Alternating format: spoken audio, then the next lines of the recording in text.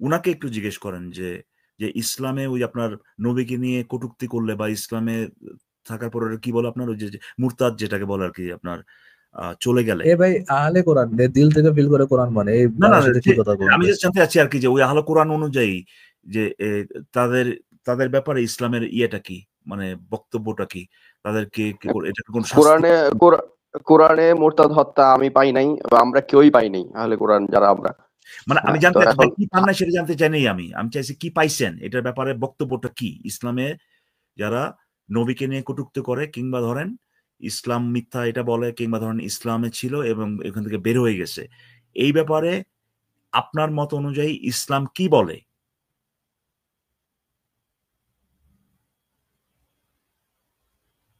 তাদের শাস্তি হবে, কিন্তু মৃত্যুদণ্ড দেওয়া যাবে না। এটা শাস্তি কি? এটা আমার শাস্তি কি?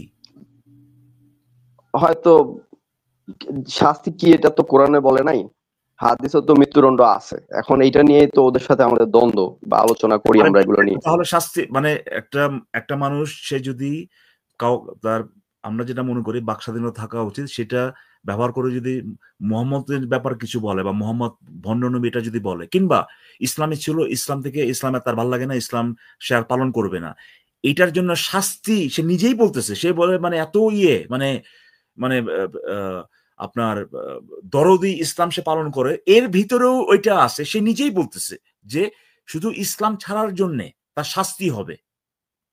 এই না, মোরতাদ আর শাতিম এক না ভাই। শাতিমে রসুলের শাস্তি সবাই বলবে মৃত্যুদণ্ড, এটা আহলে কোরআন হোক আহলে হাদিস হোক। কিন্তু তার মানে আপনি মোরতাদ, তার মানে তো হ্যাঁ, তাহলে ভাই ফারাজ ভাই এটার এই কি জানে বলো ওটার বাংলা যে কি যে লাউ সেই কদু নাকি একটা আছে না আপনার, এটাই তো হইলো। ওই সানাপুরা জঙ্গি বললাম না একটু আগে, জঙ্গিদের তো কি হলো তাহলে পরে, মানে এখানে এসে আপনি এত মানে ইয়ে মুসলিমরা করে নাই, আরে আপনি নিজে যেখানে বলতেছেন যে জাস্ট মোহাম্মদকে নিয়ে কথা বলার কারণে তাকে মাইরা ফেলতে হবে। আচ্ছা, আপনার ওয়াইফ অন্য পুরুষের সাথে শুইলে মারবেন না? আপনি কত মারবেন না? কাকে মারবো আমি? মারবেন না? কাকে মারবো? আপনার ওয়াইফ যদি অন্য পুরুষের সাথে শয়, আপনি তাকে হত্যা করবেন না? কি বলেন ভাই, কি করতে আসিফ ভাই, আমরা কি মানে কি না না না, এটা হচ্ছে মুনাফিকের জন্য। এই কবির ভাই ভাই আপনার কি পিরিয়ড এখনো শেষ হয় নাই ভাই? আপনার যে মাথায় মাঝে মাঝে তার মুখ ছিঁড়ে, আপনার পিরিয়ড এখনো শেষ হয় নাই ভাই?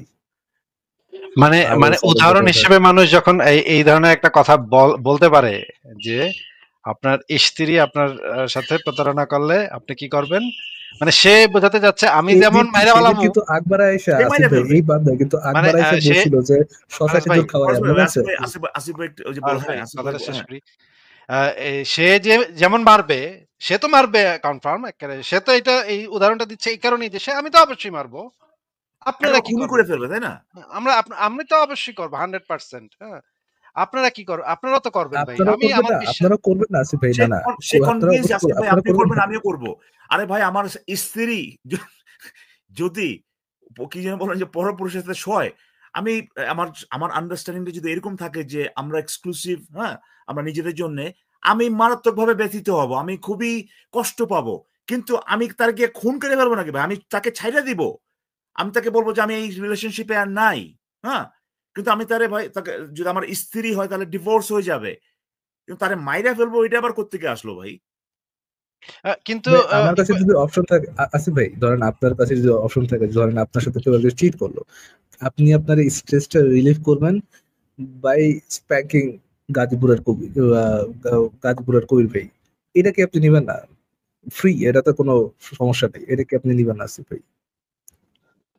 ভাই, মুসলিম পরিচয় দিয়ে মুনাফিককেও হত্যার আয়াত আছে কোরআনে, এখন আমি অস্বীকার করতে পারবো না। না না মুসলিম বইটা পরে ভাই হ্যাঁ, আসিফ ভাই, এই যে না, সে যে কনফিডেন্টলি এটা সে যে রাখেন আসিফ সে ভাই, যে সে যে কনফিডেন্টলি মনে করতেছে, আর এটাই তো স্বাভাবিক, আপনার স্ত্রী যদি কারোর সাথে শয় তাহলে তো আপনি যে মাইরা ফেলবেন এটাই তো স্বাভাবিক। এই ধারণা ভাই, এই মানসিকতা কোত্থেকে আসে ভাই, একটু প্লিজ আমাকে বলেন আসিফ ভাই। এবং ভাই মায়ের কাছে ফেলতে এটাকে সে আবার উদাহরণ হিসেবে ব্যবহার করতেছে যে আপনারা তো করবেন, এবং সে এই বিষয়ে কনফার্ম যে আমরাও এটা করব। এবং এই জিনিসটা যে সে এই যে মানে ইতর ধর্ম, একটা অসভ্য ধর্ম থেকে শিখছে, এই জিনিসটা আমি এখন একটু দেখাই যে সহিহ মুসলিমের হাদিস, হাদিস নাম্বার হচ্ছে 3655। এখানে দেখেন, এখানে যে জিনিসটা বলা হচ্ছে, যদি আমি একজন লোক বলতেছে, একজন সাহাবী বলতেছে, উবায়দা, হে আল্লাহর রাসূল, যদি আমি আমার স্ত্রীর সাথে কোন পুরুষকে দেখতে পাই এখনো কিন্তু মানে ওই অবস্থায় কিন্তু না, দেখতে পাইছে, হ্যাঁ? যদি আমি আমার স্ত্রীকে কোনো পুরুষকে দেখতে পাই তবে ৪ জন সাক্ষী উপস্থিত না করা পর্যন্ত আমি কি তাকে ধরবো না? রাসূলুল্লাহ বললেন, "হ্যাঁ, পারবে না।" তিনি বললেন মানে সাহাবী বলল, "এমনটি কিছুতেই হতে পারে না। সে মহান সত্তার কসম, যিনি আপনাকে সত্যসহ প্রেরণ করেছেন।" মানে একটু পামপট্টি মারল নবীরে। অবশ্য আমি তার আ ৪ জন সাক্ষী উপস্থিত করার আগেই কালবিলম্ব না করে তার প্রতি তলোয়ার হানবো? তখন রাসূলুল্লাহ সাল্লাল্লাহু আলাইহি ওয়াসাল্লাম বললেন, "তোমরা শোনো, তোমাদের নেতা কি বলছেন। নিশ্চয়ই তিনি অতিশয় আত্মমর্যাদার অধিকারী।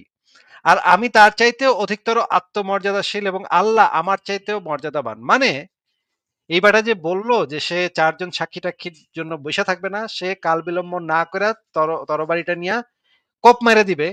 এইটা শুইনা নবী খুবই খুশি হইল এবং খুশি হয়ে সে অন্যদেরকে ডাইকা বলল, "দেখো, দেখো তোমাদের নেতা কত আত্মমর্যাদার অধিকারী। দেখছো?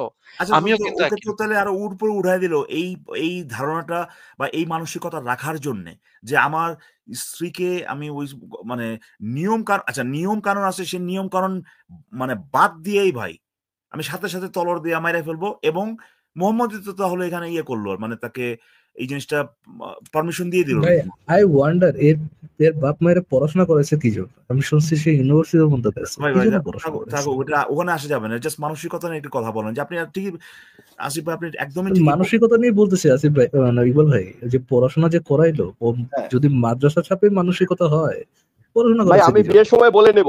ফারাদ ভাই, আমি মানে বিয়ের মানে সময় বলে মানে নেব। মানে জিনিসটা এরকম আমি পয়সা দিছি, দেনমোহর দিছি আমি। এই যে একটা ওয়াজে আব্দুর রাজ্জাক বিন ইউসুফ পেটি বলতেছে পেটি ভাই, খাই ফেলছে ভাই। হ্যাঁ, পয়সা দেনমোহর দিলাম আমি, পয়সা কড়ি দিলাম আমি, ধাক্কা দিব ইকবাল বাজারের লোক। আসিফ ভাই, এর এর কিন্তু কিন্তু এর মানে ড্যাডি এখন ওই যে যে পেডি খাইছে আরেকজনে বলছিল না, এরশাদ। এরশাদই তোর যে আহলে কোরআন ড্যাডি। আচ্ছা মানে আচ্ছা। এরশাদের সেই ভিডিওটা এখন থাকলে আমি দোয়া যায় শুনাইতাম। সে এরশাদ বলতেছে যে, "পাইলা পয়সা বড় করলাম আমি, আমার মাইয়া আমি পাইলা পয়সা বড় করলাম। মাছের পেটি খাইবো আরেকজনে, আমারে কিছু দিব না। তাইলে আমি কি কিছু পামু না? টাকা-পয়সা কিছু পামু না? টাকা হইলেও তো আমারে দিব। পেটি তো খাইবো আরেক।" মানে সে এইভাবে বলতেছে যে তার মেয়ে আরেক ছেলের সাথে বিয়া দিতেছে। সেখানে সে কি পাইলো? এত মানে পাইলা পয়সা বড় করলো, সে কি পাইলো? সে তো কিছু, পেটিটা তো খাইলো আরেকজনে। এইটা সে বলতেছে এবং তারা এইজন্যই একটা মাল মনে করে, তার একটা মাল সে পয়সা দিয়া কিনছে এবং এটা যদি সে পয়সা দেয়ানোর পরেও যদি এটা সে ইয়া করে তাইলে সে মাইরা ফেলতে পারে।